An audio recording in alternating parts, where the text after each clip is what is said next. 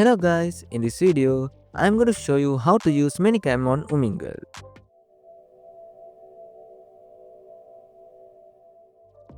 If you don't have ManyCam installed, open your browser and search for ManyCam download on Google. Open the first website you see and download it from there.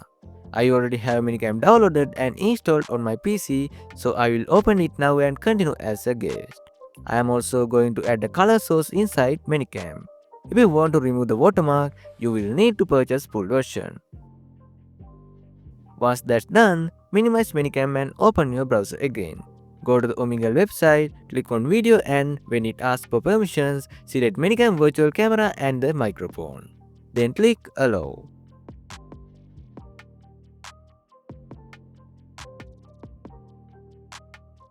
You can also change these settings later from the Omegle settings. I hope this video helps you. Don't forget to like and subscribe. Thanks for watching.